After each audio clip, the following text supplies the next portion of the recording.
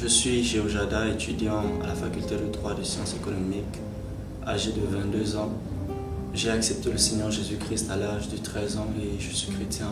Je prie à l'Alliance chrétienne dès la prison.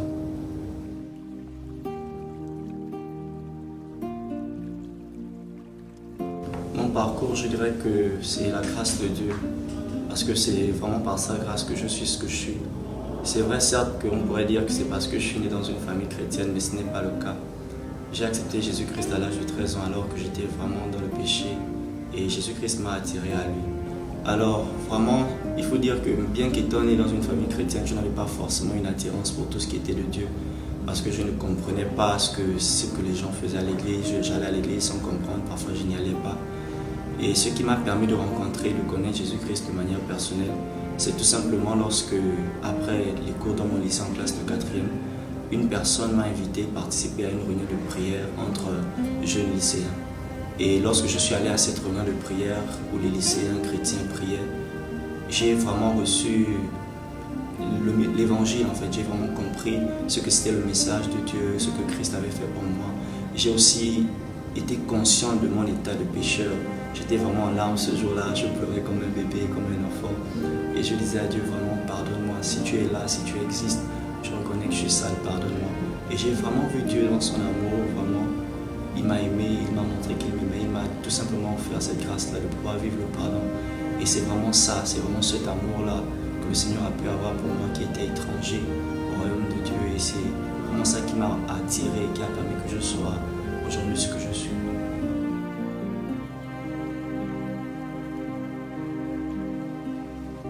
L'un des principaux défis vraiment auxquels je fais face, c'est de pouvoir être ce que je suis, c'est-à-dire être chrétien au milieu de ce monde. Ce n'est pas facile. Dans mes débuts, j'étais beaucoup dans le suivisme, je suivais certains frères, bien qu'étant chrétien, mais j'étais beaucoup dans le suivisme, je suivais certaines personnes et j'avais du mal à affirmer mon identité. Mais aujourd'hui, je me rends compte que je dois vivre selon ce que je suis. Et l'un des défis pour moi aujourd'hui, c'est pouvoir continuer à vivre dans la sanctification, continuer à vivre dans la consécration, continuer à vivre à l'image de Christ en fait, parce que c'est Christ qui est ma vie, c'est vraiment à Christ que je veux ressembler. Et donc c'est un défi pour moi. Et chaque jour quand je me lève, chaque matin, je dis Seigneur, accorde-moi la grâce de pouvoir te ressembler dans mes actions, dans mes pensées, dans mon comportement, dans mon témoignage, que je puisse vraiment refléter Christ dans tout ce que je fais. Je n'ai pas que des amis chrétiens, j'ai plein d'amis qui ne connaissent pas forcément le Seigneur Jésus, avec qui je discute souvent, avec qui je marche. C'est vrai qu'ils ont parfois des conversations qui ne rentrent pas dans ma foi. Mais je ne me dis pas que je ne vais pas les chasser ou bien je ne vais pas les éloigner de moi à cause de cela. J'essaie toujours, quand il y a une occasion qui est ouverte, quand il y a un débat, quand il y a un échange, de pouvoir partager en fait ma foi à ces personnes. Parce que ma prière, c'est que vraiment ils puissent faire cette rencontre comme moi je l'ai fait. Je sais en fait que Jésus est réel. Eux, ils ne le savent pas et je le comprends. Et donc, moi, ma prière, lorsque je les fréquente, lorsque je le fais avec mes amis, je prie vraiment le Seigneur pour qu'il puisse connaître ce Christ-là comme moi je l'ai connu. Bien sûr, je ne vais pas aussi maintenant me mettre à faire certaines choses comme eux. Ils savent que je ne fais pas certaines choses et que je ne ferai pas certaines choses en raison de ma foi. Je n'ai pas honte d'assumer ma foi. Mes amis savent que je suis chrétien et ils savent également qu'ils doivent adopter une certaine attitude quand ils parlent de certaines choses. Par exemple, s'ils savent, par exemple, en exemple, la tricherie à l'école. Moi, je ne triche pas, mes amis le savent. Et donc, pendant le devoir, personne ne va venir me déranger, personne ne va dire non, est-ce que non, parce qu'ils savent que j'ai des principes, que je marche avec des principes. Mais cela ne veut pas dire que je ne peux pas discuter avec eux de la foi. Quand j'ai l'occasion, quand on a des échanges, je discute toujours et même inbox, je les encourage parfois à vraiment faire cette rencontre avec Christ.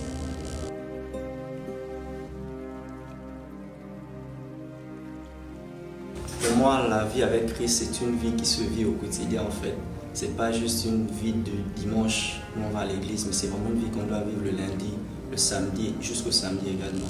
Et donc, ce que moi je fais, c'est vraiment que je vais tous les jours, je m'efforce à aller tous les jours puiser, méditer la parole de Dieu, la lire. C'est vrai que c'est toujours pas évident avec les emplois du temps, les devoirs, les cours, vraiment tout ce qu'on a à faire comme occupation. Mais je m'efforce, je me dis qu'au moins avant de dormir, il faudrait que je puisse lire la Bible. Et même quand je ne le fais pas et que je suis trop fatigué, le lendemain matin, je me dis il faut que dès que je me lève, je ne prends pas d'abord mon téléphone, mais que je puisse vraiment méditer la parole de Dieu. Et c'est vraiment en méditant la parole de Dieu que je comprends davantage qui je suis, et ce que Christ a fait pour moi. Ça m'aide à pouvoir grandir, comment je dois me comporter dans la société, ce que je dois faire vis-à-vis de mon entourage. Et la prière pour moi, c'est vraiment c'est l'oxygène en fait du chrétien. On ne peut pas vivre sans parler à Dieu, on ne peut pas vivre sans parler à son Père. Et donc la prière, c'est un exercice que je m'efforce de toujours faire.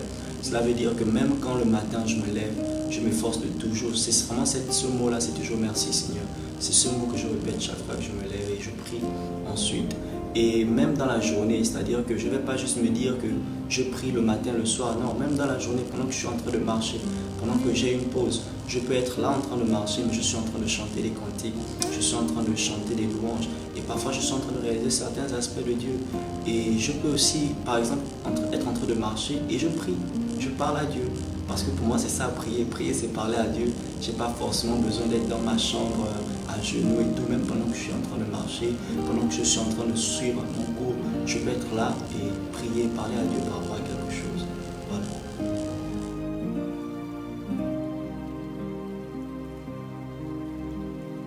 Pour moi, la première influence, c'est la parole de Dieu. C'est vraiment la parole de Dieu. Parce que la Bible déclare que le juste vivra par la foi. Et la foi, on la reçoit. La Bible dit la foi vient de ce que l'on entend. Et ce que l'on entend, c'est le message, c'est la parole de Dieu. Donc la première influence positive dans ma vie, c'est vraiment la parole de Dieu. C'est elle qui m'aide à rester ferme. Quand une situation arrive, quand une situation veut venir m'éprouver. Avant, j'étais beaucoup dans l'inquiétude parce que je n'avais vraiment personne parfois pour me soutenir dans certaines situations par lesquelles je passais. Aucun parent, aucune aide financière, aucun soutien. Et c'était vraiment difficile. Et j'étais là et je me disais, Seigneur, qu'est-ce que je vais faire? Un jour, je me rappelle, j'ai lu un message, j'ai lu un verset dans la Bible où on disait, c'est le Seigneur qui me donne la nourriture. Je me rappelle plus bien, c'était dans le psaume. Et quand j'ai lu le passage, j'ai dit, c'est vrai en fait. Et mon Dieu, voilà, Philippiens aussi dit, et mon Dieu pourvoira à tous mes besoins. Je me suis dit, waouh, c'est vrai en fait. Pourquoi est-ce que je vais m'inquiéter? Donc la parole de Dieu est vraiment une influence positive parce que ça m'aide à vraiment examiner toutes les situations qui arrivent, tout ce qui peut se passer pour pouvoir me bouleverser, pour pouvoir me détourner, à me dire que qu'est-ce que Dieu dit par rapport à cela. Et également le Saint-Esprit, et également une personne merveilleuse que j'aime tellement, qui m'aide à pouvoir rester focus sur ce que Dieu a déjà dit. C'est lui qui me rappelle la parole, c'est lui qui me rappelle ce que je dois faire par rapport à certaines situations. Aussi mes frères en Christ que j'aime tant. Mes frères en Christ, je suis béni d'avoir vraiment de merveilleux frères que je côtoie, qui m'aident, qui me fortifient dans la foi, avec qui je peux discuter, qui peuvent prier pour moi. J'ai une église locale dans laquelle je prie, qui est une merveilleuse église, et je crois tous les jours par les enseignements que je reçois. Et donc c'est vraiment cela qui sont des influences positives qui m'aident à rester ferme dans ma foi.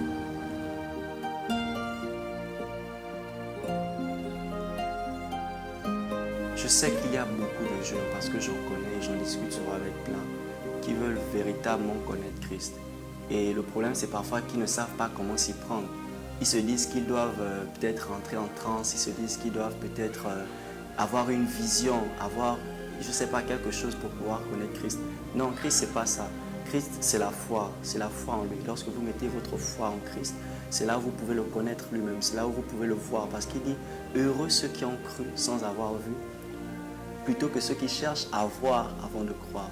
Donc le premier conseil que je voudrais vous donner à vous mes frères qui m'écoutez, c'est de pouvoir placer votre foi en Jésus-Christ. Il est capable de nous pardonner de tous nos péchés, il est capable de nous guérir de toute maladie. Il connaît ce par quoi on passe. La Bible déclare qu'il a porté nos fardeaux, il a porté nos iniquités, le poids qui pesait sur nous, il a porté. Et tout ce qu'il nous demande, c'est de venir à lui. Matthieu 11, 28 dit, venez à moi, c'est Jésus qui parle. Vous tous qui êtes fatigués et chargés, je vous donnerai du repos. C'est à nous de venir à lui, c'est à nous, par la foi, de venir et de nous approcher de lui, afin qu'on lui donne le repos. Je sais que le monde est souvent difficile, on a beaucoup de séduction, on a beaucoup d'attrait, on est accro à des choses, mais Jésus ne nous juge pas. Les hommes peuvent nous juger sur l'apparence, les hommes peuvent nous juger sur ce que l'on fait comme action et autres, mais Jésus, lui, connaît notre cœur, il connaît le fond de notre cœur. Et tout ce qu'il nous demande, c'est de venir à lui, en fait, sans rien. Venons tels que nous sommes. Ne cherchons pas à paraître agréable. Non, soyons sincères, soyons vrais avec lui, parce qu'il est un docteur et il est prêt à soigner tous qui sont malades. Vous savez, Jésus-Christ, ce n'est pas seulement celui qui nous dit « tu dois aller tous les dimanches à l'église ». Non, Jésus-Christ est celui qui nous aide dans nos études. Aujourd'hui, je suis étudiant en Master 1, j'ai 22 ans. Ce n'est pas par ma force que j'y suis arrivé. C'est par la grâce de Jésus-Christ. Je sers le Seigneur, je suis chrétien, mais je suis aussi excellent dans mes études. Je sers le Seigneur, je suis chrétien, mais j'entreprends également. J'ai des activités que je fais en dehors d'aller à l'église. Donc, Jésus n'est pas là pour nous caserner, comme certains disent, oh, la religion, c'est l'opium du peuple. Non, nous sommes véritablement épanouis socialement, intellectuellement, sur tous les plans. Nous sommes épanouis en Christ. Nous n'avons vraiment rien à envier. En tout cas, moi, je n'envie pas quelqu'un. Je n'ai rien à envier à personne parce que la Bible déclare que moi, j'ai tout pleinement en Christ. Et donc, je t'invite, mon frère, à véritablement faire cette rencontre avec Christ. Si Jésus, il y a beaucoup de personnes qui ont apparu dans ce monde, ils sont morts, on n'a plus jamais entendu parler d'eux. Mais tu vois que le nom de Jésus, là, on continue de parler de cela. Après des milliers d'années, on parle toujours de cela. Dis-toi que cette affaire est quand même un peu sérieuse. Et viens parce que la porte est ouverte. Jésus ne peut pas te chasser. Viens.